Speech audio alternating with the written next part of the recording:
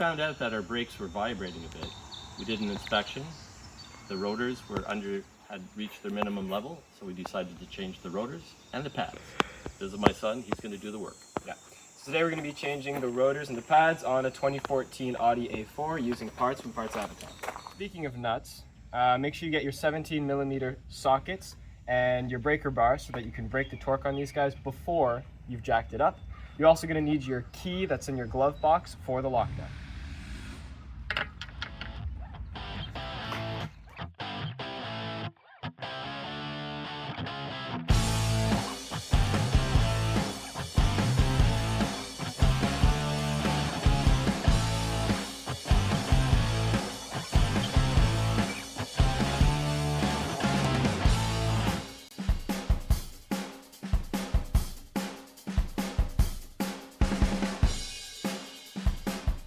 So now that we've gotten the wheels off, we can get a good look at the wear here. There's quite a ridge. That's probably what's causing the vibration. We're going to have to remove the whole calipers and pads assembly to get access to this rotor. We're going to start by taking this clip off using a pry bar. Then we're going to tackle the slider pins using a 13mm socket. And then finally, we're going to use a 21mm socket to take off the bracket that's holding the caliper on here at the back. We're going to turn the wheel to get better access to these. And also we're going to tie up the caliper once we've gotten it off so that it's not dangling from the brake line and possibly causing damage.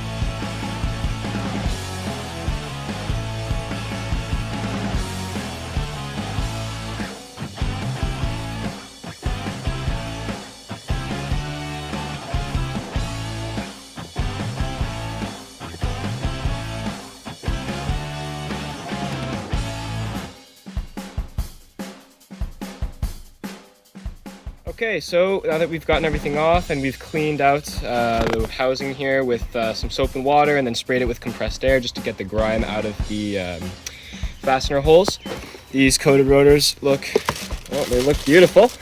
And you definitely need the coated ones for our Canadian winter because this stuff corrodes fast.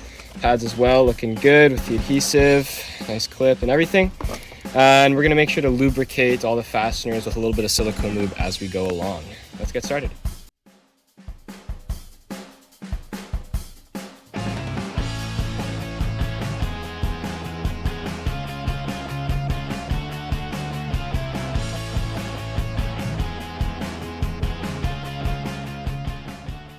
Okay, so you may have noticed I just tightened those 21mm bolts that hold this bracket on here using a breaker bar, which some might say is over tightening, but what's happened is you under tighten with this length of ratchet, they can come off, and if those come off, you are SOL.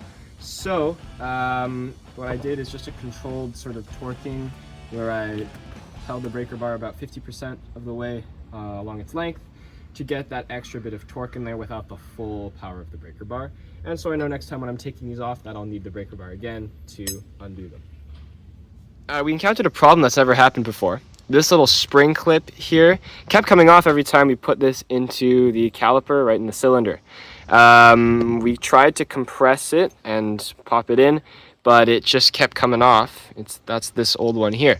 Luckily, we still had the old brake pad, and we took the spring clip from the old one, put it onto the new one, and it holds itself up very well. So It's important on the driver's side to realize that there's a sensor for the brake wear. It's kind of difficult to get to. It's behind. We've removed one end, which is a plug side.